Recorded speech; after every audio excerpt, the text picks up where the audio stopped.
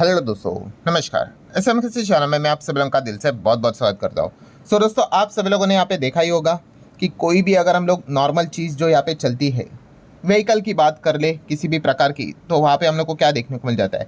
Gas से related चीज़ें रहती है, या फिर पेट्रोल डीजल से रिलेटेड चीज़ें रहती है, या फिर ऑयल से रिलेटेड चीज़ें हम लोग को देखने को मिल जाती है।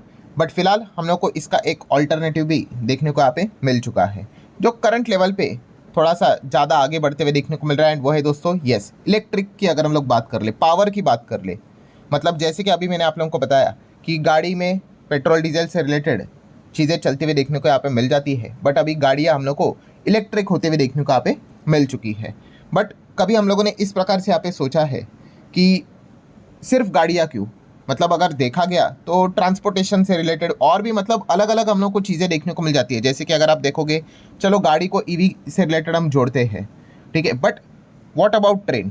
ट्रेन भी जो चलती है, लंबे पहिए वाली जो ट्रेनें होती है, उसमें क्या होता है? यस, डीजल हम लोग को देखने को मिल जाता है। पहले कोल भी देखने को यहाँ पे मिलता था। देन अगर हम लोग यहाँ पे बात करें तो हवाई जहाज में भी देखेंगे जेट फ्यूल, मतलब अल्टीमेटली क्रूड से रिलेटेड ही चीज़ें रहती है।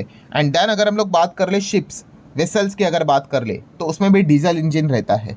मतलब क्या है दोस्तों कि सिर्फ गाड़ी ही इलेक्ट्रिक क्यों, बाकी चीज़ें भी इलेक्ट्रिक हो सकती है कि नहीं? सो यस दोस्तों, इसी से रिलेटेड अगर हम यहाँ पे मैं बात कर लूँ दोस्तों, तो अब भविष्य में धीमे धीमे करके शिप्स भी इलेक्ट्रिक यहाँ पे हो सकती है। उससे रिलेटेड एक एक कदम हम लोग अब आगे बढ़ते हुए देखने को यहाँ पे मिल रहे हैं। मतलब देखिए, अभी इतना बड़ा जो हम लोग को शिप्स देखने को मिल जाता है, सो उससे पहले छोटे छोटे शिप्स जो हम लोगों को देखने को मिल जाते हैं, जैसे कि ये जो शिप आपको देखने को मिल रहा है, इसको एक्चुअल में बोट कहते हैं, टग बोट कहते हैं। सो ये जो है टग बोट हम लोग को देखने को मिल रही है दोस्तों, ये अब इलेक्ट्रिक हम लोग को होते हुए देखने को यहाँ पे मिल रही है। मतलब इससे रिलेटेड चीज़ें ऑलरेडी स्टार्ट हुई है, बट अभी बड़े लेवल पे अभी धीमे धीमे करके काम हम लोग को होते हुए देखने को मिल रहा है अक्रॉस द वर्ल्ड। सो शुरुआत इससे ही होगी, फिर धीमे धीमे जाके चीज़ें हम लोग को बड़ी होते हुए देखने को यहाँ पे मिल सकती है। एंड इसके बेनिफिट्स क्या रहते हैं, फीचर्स एंड बेनिफिट्स, तो सबसे पहले तो आपको पता ही है, जीरो एमिशन, ठीक है। कार्बन की अगर बात कर ले, एयर पोल्यूशन रिड्यूस ज़रूर हो जाता है। नॉइज़ की अगर बात कर ले, वो भी काफ़ी हद तक रिड्यूस हो जाता है। आपने इलेक्ट्रिक गाड़ियों का भी आवाज़ देखा होगा, अगर आप नॉर्मली रास्ते पे भी चलते हैं, जब कोई भी पेट्रोल डीजल की गाड़ी साइड से जाती है, समझ में आता है कि हाँ भाई पीछे से गाड़ी आ रही, बट इलेक्ट्रिक गाड़ी कब निकलती है पता भी नहीं चलता है। कभी कभी डर लगता है भाई एक्सीडेंट भी हो सकता है, ठीक है, इतना कम उसका आवाज़ होता है। देन इफ़िशियंसी की बात कर ले, तो इलेक्ट्रिक मोटर्स जो रहते हैं वो थोड़े हाईली इफिशिएंट देखने को मिल जाते हैं, रैदर देन डीजल की अगर बात करें, थोड़ा लो एनर्जी कंज्यूम करते हैं। देन उसी के साथ साथ अगर हम लोग यहाँ पे देखें, सो उसका जो ऑपरेटिंग कॉस्ट रहता है वो भी कंपैरेटिवली लो रहता है। और जितना ज़्यादा टेक्नोलॉजी इवॉल्व होगा, धीमे धीमे करके वो चीज़ें नॉर्मल आएगी। बहुत सारे लोग कहते हैं सर अभी फिलहाल वही कॉस्ट को लेकर बहुत ज़्यादा हाई लेवल का देखने को मिल जाता है। सो इसका भी मैंने बहुत बार आपको एग्जाम्पल दिया है। कौन सा? आप मोबाइल फ़ोन का ही एग्जाम्पल लेना। पहले 5,000 में डब्बा फ़ोन आता था भाई। डब्बा फ़ोन मतलब मोबाइल फ़ोन ही रहता था, बट उसमें क्या कर सकते थे? ब्लैक एंड वाइट, सिर्फ कॉलिंग मैसेजिंग, पर उसके लिए 3, 4, 5 हज़ार। और आज के ज़माने में क्या चल रहा है? 5,000 में आपको इतना बढ़िया से बढ़िया फ़ोन मिलेगा कि मतलब वही फीचर आपको 50,000 वाले फ़ोन में भी देखने को मिलेंगे, सिर्फ थोड़ा चीज़ें बेटर हो सकती है, ऊपर नीचे रहेंगी। मतलब क्या है कि जितना हम आगे बढ़ेंगे, धीमे धीमे करके टेक्नोलॉजी इवॉल्व होती है और कॉस्ट भी नीचे आता है। ऐसे चुटकी बजाते ही नहीं होता है, बट येस, चीज़ें स्टार्ट होना इंपॉर्टेंट यहाँ पे रहती है। देन टेक्नोलॉजी ऑपरेशंस की बात कर ले, तो बैटरी पावर रहेगा, हाइब्रिड ऑप्शन भी यहाँ पे अवेलेबल रहेगा, फास्ट फटाफट चार्जिंग भी यहाँ पे हम लोग को देखने को मिलेगा, ठीक है। मतलब फाइनल पॉइंट यहाँ पे क्या है दोस्तों, कि अगर हम लोग यहाँ पे शिप्स की भी बात कर ले, ठीक है, तो आने वाले समय में आप लोगों को शिप्स में भी क्या देखने को मिलेगा? ईवी से रिलेटेड चीज़ें, जैसे इलेक्ट्रिक व्हीकल होती है, वैसे इलेक्ट्रिक कंपोनेंट्स आपको शिप्स में भी देखने को यहाँ पे मिल जाएंगे। इसी को लेकर अब दुनिया में हम लोग को धीमे धीमे काम होते हुए देखने को मिल रहा है। और खबर क्या है दोस्तों? तो खबर हमारे ही देश की एक जो कंपनी, अभी शिप्स की जब भी हम बात करते हैं, सो हमारे पास लिस्टेड स्पेस में 3 कंपनियाँ, एक है माझगांव डॉक शिप बिल्डर्स, एक है कोचिन शिपयार्ड एंड एक है garden rich ship builders, GRSC। सो यहाँ पे अगर देखा गया तो खबर किसको लेकर है? तो खबर है दोस्तों कोचिन शिपयार्ड को लेकर।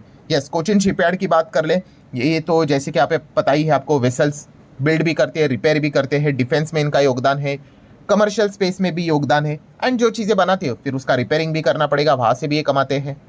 प्लस उसी के साथ साथ देखा गया जो टग्स मैंने आपको बताया, जो बोट्स रहते हैं, वो भी ये कंपनी बनाती है। एंड इसी को लेकर दोस्तों आप यहाँ पे देख सकते हैं, Cochin shipyard to build 4 tug boat for the Denmark's की जो हम लोग को चीज़ें देखने को मिले उससे रिलेटेड। अब इंपॉर्टेंट क्या है? आपने यहाँ पे कहा कि 4 टग बोट्स, बट ये जो 4 टग बोट्स है ये कौन सी है? यस, इलेक्ट्रिक टग बोट्स हम लोग को देखने को यहाँ पे मिलने वाली है। सो अगर हम लोग यहाँ पे देखेंगे, थोड़ा सा इसको ओवरव्यू करने की कोशिश करेंगे कि एग्जैक्टली हुआ क्या है, तो आप देख सकते हो कोचिन शिपयार्ड, CSL मतलब Cochin shipyard limited has secured a major international order after signing ship building contract with the Denmark based company. ठीक है, एंड आप देख सकते हैं नेक्स्ट जनरेशन इलेक्ट्रिक टग्स अब वो यहाँ पे बिल्ड करते हुए देखने को यहाँ पे मिलने वाले हैं। नेक्स्ट जनरेशन मतलब हाँ वही धीमे धीमे करके चीज़ें इलेक्ट्रिक की ओर ही बढ़ते हुए हम लोग को देखने को यहाँ पे मिल रही है। इस ऑर्डर की अगर हम बात कर ले तो रफली 250 से लेके 500 करोड़ का ये ऑर्डर हम लोग को देखने को यहाँ पे मिल सकता है।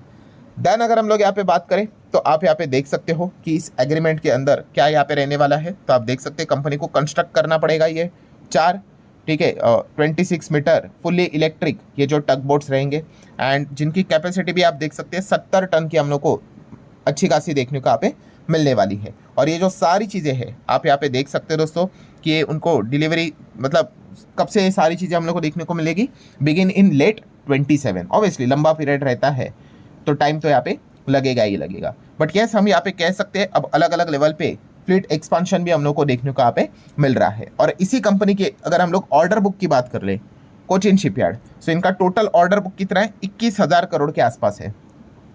सो उसमें देखेंगे तो डिफेंस का कंपोनेंट कितना है? 13,700 करोड़ मतलब 65%। कमर्शियल का कितना है? 5,900 करोड़ 28%। एंड उसी चीज़ को जो बनाएंगे उसका रिपेयरिंग का भी यही काम करेंगे तो 7%, वो तो छोटा ही रहेगा 1,500 करोड़ के आसपास। सो ये जो अभी टग बोट्स का जो काम इनको मिला है वो किस में आता है? नो डाउट कमर्शियल में आता है, डिफेंस में नहीं आता है। किधर से भी आ जाए अल्टीमेटली कंपनी को ही फायदा होगा, ऑर्डर बुक और ज़्यादा इंक्रीज होते हुए देखने को यहाँ पे मिल जाएगी और एक नया स्कोप भी आ जाता है कि बॉस इलेक्ट्रिक सेगमेंट में अब धीमे धीमे करके शुरुआत होते हुए देखने को मिल रही है। सो ज़रूर अगर आप चाहो तो इस खबर को, इस कंपनी को आप डिटेल में स्टडी कर सकते हो। बाकी अगर हम देखें कंपनी की बैलेंस शीट तो रिजर्व्स आप देख सकते हो कंपनी के 4,800, 5,400, 5,600 करोड़। ठीक है, देन अगर हम बोरोइंग्स की बात कर ले, कर्जा 489, 500, 1,000 करोड़ का कर्जा है। कर्जे का अगर हम डिटेलिंग देखें तो लॉन्ग टर्म बोरिंग ठीक है 20-24 करोड़ के आसपास, शॉर्ट टर्म था ही नहीं, इसी वक्त देखने को मिल रहा है पिछले फाइनेंशियल ईयर में 478 करोड़। शॉर्ट टर्म मतलब क्या? 1 साल के लिए लिया हुआ है, ठीक है, 1 साल के भीतर भीतर कंप्लीट करना पड़ेगा। लॉन्ग टर्म मतलब भाई 1 साल से ज़्यादा। एंड बाकी लीज लाइबिलिटीज़ ही हम लोग को देखने को यहाँ पे मिल रही है। बाकी फिक्स असेट, टोटल असेट भी आप यहाँ पे देख सकते हो 11,880, 13,000, 13,500 करोड़ के ऊपर कंपनी के टोटल असेट भी हम लोग को आगे बढ़ते हुए देखने को मिल रहे हैं। देन अगर बात कर ले कंपनी का PNL प्रॉफिट एंड लॉस की अगर बात कर ले तो आप सेल्स यहाँ पे देख सकते हो, मतलब सालाना में बात कर रहा हूँ 22, 23, 24, 25 के हिसाब से। सो 3,190, 2,330 मार्च 23 के अगर बात करें काफ़ी कम परफॉर्मेंस था। 24 में अच्छा कमबैक किया 3,645, एंड देन मार्च 25 की भी बात करते हो 4,528 करोड़ के आसपास का सेल्स इनका देखने को मिल रहा है। देन अगर हम बात करें खर्चा बिरखर्चा सब कुछ कट कुट करने के बाद फाइनल प्रॉफिट कितना है? 587 करोड़। यहाँ पे बीच में थोड़ा सा ये वाला साल ही थोड़ा सा डैमेजिंग था, 334 कम था, फिर अगेन 800 करोड़, फिर अगेन 850 करोड़। मतलब EPS भी देखेंगे तो 22 ये थोड़ा नीचे था 12.5 के आसपास, फिर 30, फिर 32 के आसपास EPS भी हम लोग को कंपनी का फिलहाल तो देखने को यहाँ पे मिल रहा है। सो ओवरऑल अगर हम PNL की भी बात करें तो धीमे धीमे करके ओके परफॉर्मेंस हम लोग को कंपनी का देखने को मिल रहा है। शेयर होल्डिंग पैटर्न की बात करें तो आप यहाँ पे देख सकते हैं प्रमोटर कितना है? ऑलमोस्ट 68%, FIS 3.22, DS 6.5 के आसपास, और बाकी पब्लिक हम लोग को इसमें ज़्यादा देखने को मिल रही है। अगर देखेंगे इंस्टीट्यूशन कितना है? 6 और 3 9 और ऊपर से चलो पकड़ ले तो 9.5-10% के आसपास इंस्टीट्यूशन देखने को मिल रहे हैं। एंड बाकी प्रमोटर मतलब आपको पता ही है प्रेसिडेंट ऑफ इंडिया, सरकारी कंपनी है।